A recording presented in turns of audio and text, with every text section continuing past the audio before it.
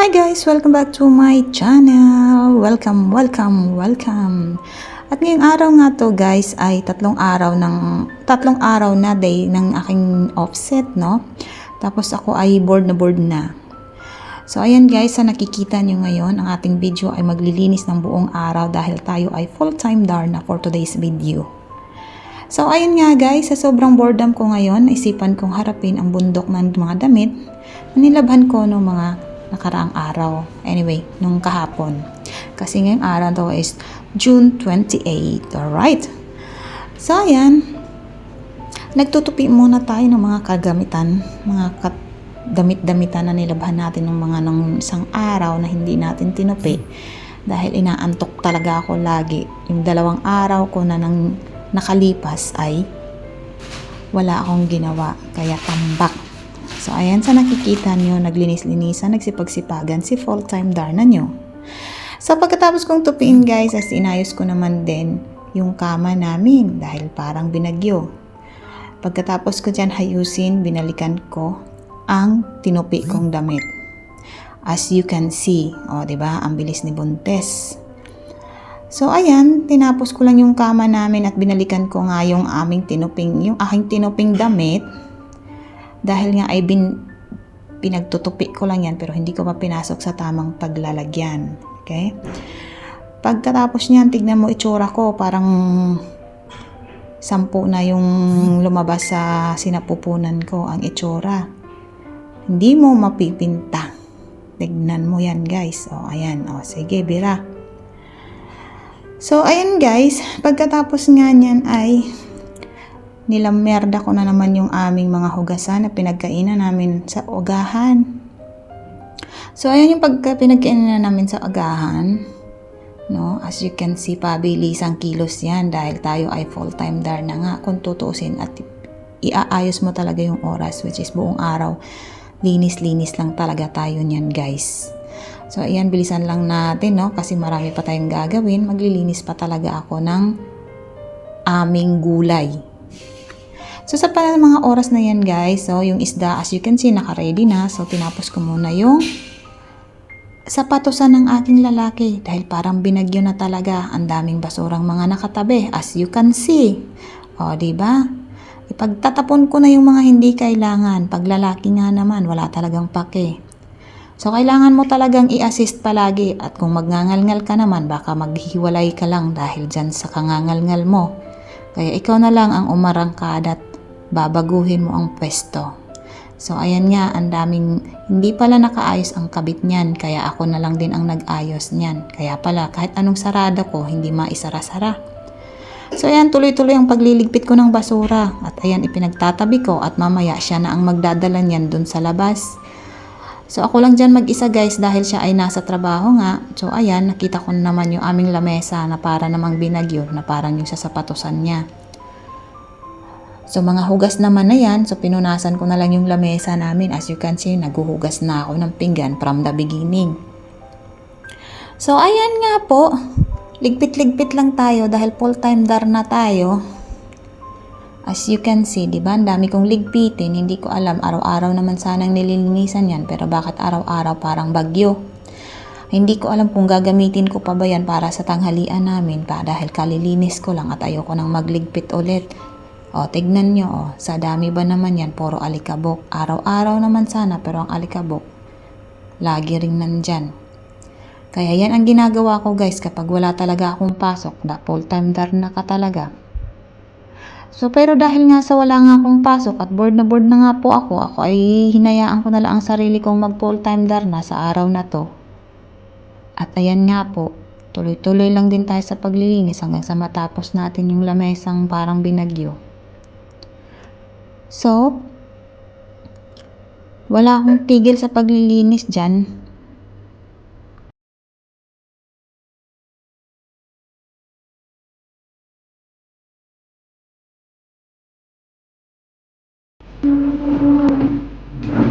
At finally guys, natapos na rin maglinis si full-time Darna. Ayan, inayos na lang din yung tubigan namin dahil tapos na yung lamesa, 'di ba?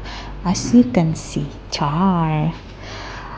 O pagkatapos nga yan guys, syempre hindi pa talaga natapos ang paglilinis ni full-time Darna. At meron pa talaga siyang gagawin.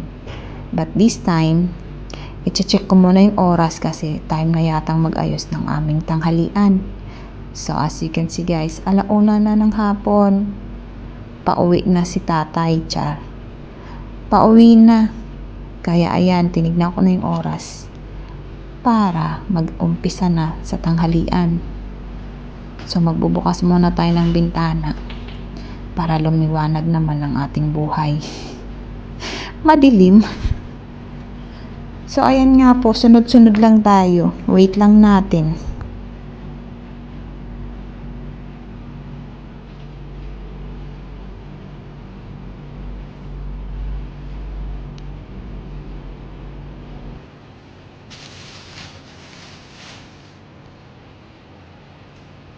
At ayan nga guys, inumpisahan ko na.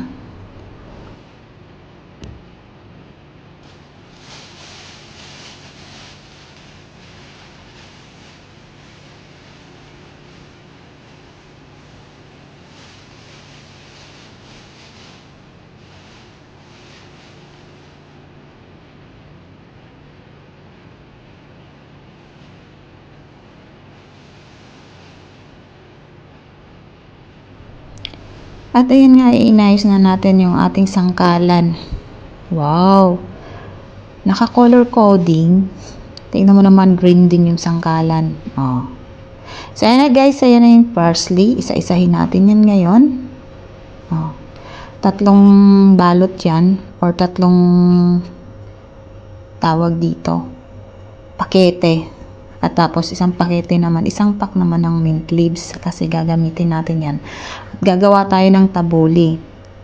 So gagawin ko yan dyan guys, tabuli ang gagawin nating gulay. Kung familiar kayo sa tabuli, ayan ang gagawain natin. So ayan, umpisahan na natin yan guys.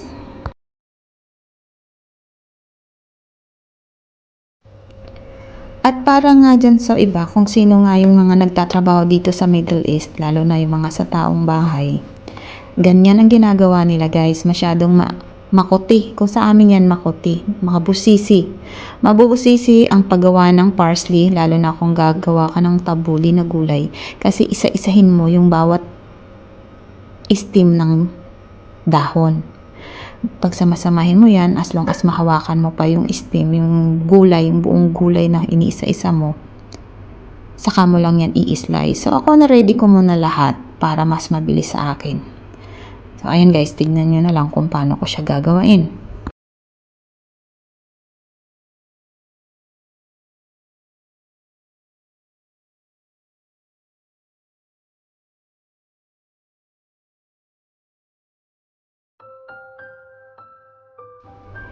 Dahil sa totoo lang talaga guys, ako inaantok talaga habang ginagawa ko ang gulay na yan. Dahil ang tagal-tagal kong matapos, sa totoo lang. Inabot yata ako ng mga 2 oras sa paggaganyan ko laang, tapos i-slice ko pa ang mga dahon na yan. As you can see, o diba? Ako lang talaga mag-isa sa mga oras na yan at wala talaga akong magawa kundi magbisi-bisihan sa mga oras na yan. At oras na rin para mag-ayos ng tanghalian. Kaya wala ka talagang choice. Walang choice ang full-time Darna nyo kundi gagawain. So this time guys, pinapaalala ko na magbili ng kamatis yung aking lalaki. Pero hindi niya talaga nabili. Kasi hindi niya nabasa yung aking mensahe na although kay aga-aga kung minessage sa kanya. So pag nasa trabaho kasi yun guys, nagme-message lang ako. Hindi ako nagtatatawag. Kasi, syempre, nasa trabaho nga ni. O, so, ayan.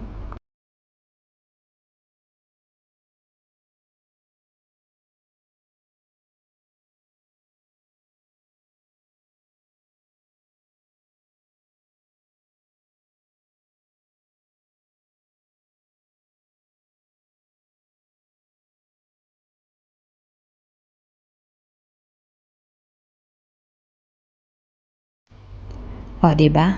Ganun katagal siya. Hanggang ngayon, hindi pa rin ako tapos. sinasabi ko sa inyo, ang tagal ko talagang natapos sa mga oras na yan habang hinaisa-isa ko yung mga gulay na yan. Tapos, kung makikita nyo, ayan na, nag-umpisa na ako mag-i-slice guys. Diba? Ang tagal ko talagang matapos niya. Antok na antok ako. Pero wala talaga akong magagawa. Dahil tayo lang yung nasa bahay at boredom ka naman, ipagpatuloy mo yung nararamdaman. Ayan. So, ngayon, makikita nyo guys kung paano ko siya i-slice. Diba?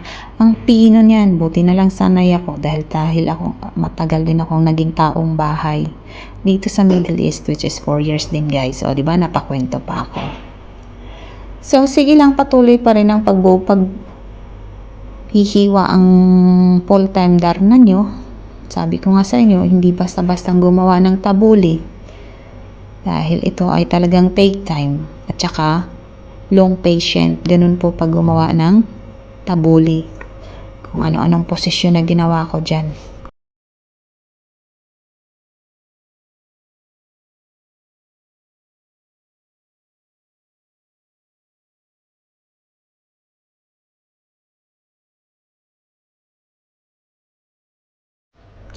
At ngayon nga guys, tapos na natin i-slice. So, congratulations kay full-time Darna.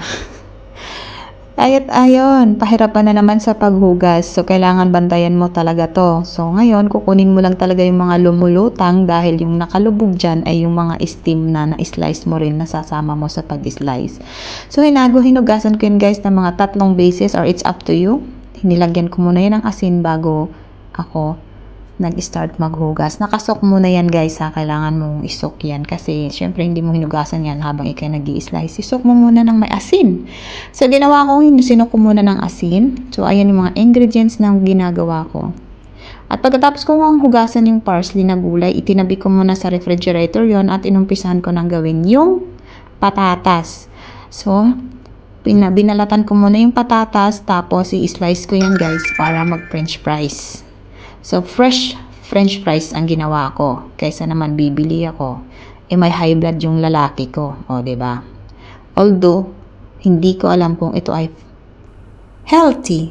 But para lang maiba yung mga pagkain namin kasi nasasawa din kami puro kanin. Lalo na kung hindi naman Pilipino yung kasama mo. Kaya may tendency talaga na magsasawa din yon. Kaya kung ikaw naman at walang ginagawa, mag-i-import ka paminsan-minsan. Diba? So, ganun naman talaga. At ayan guys, nakababad na nga sa salt yung aking patatas. At ayan, nakaprepare na po talaga tayo para prituhin na natin kasi 2:45 na at baka siya ay darating ng alas 3 o alas 3:30. Ganon. So, ayan, patuloy tayo sa paglilinis. Nag-umpisa na tayo magluto. Hinugasan na natin yung ating patatas ng maayos para iprito na natin, guys. So, dahil pritong isda at magpi-french fries tayo, natural, unahin natin yung french fries pagluto. Kasi, mangangamoy naman ng isda kung unahin mo pagprito ang isda. At para na rin makatipid, pagkatapos mong magprito ng french fries, isunod mo sa the same mantika yung ating isda. Diba? Para mas tipid. Life is life. Kailangan mong maging realistic, maging tipid. Diba? So, kailangan nating hanguin yan. Baka mamaya, masunog naman yung ating french fries. So, ang pagka full-time darna natin, masisanti na. Diba? So, yan guys. Ready to eat na. So, ready na natin hanguin. At ito na yung ating ready. At ayan nga, ay ready na yung taboli natin. Pritong isda, french fries. At saka yung nilaga natin na natira pa kahapon. Anyway guys, thank you for watching. Thank you so much. For next video, see ya!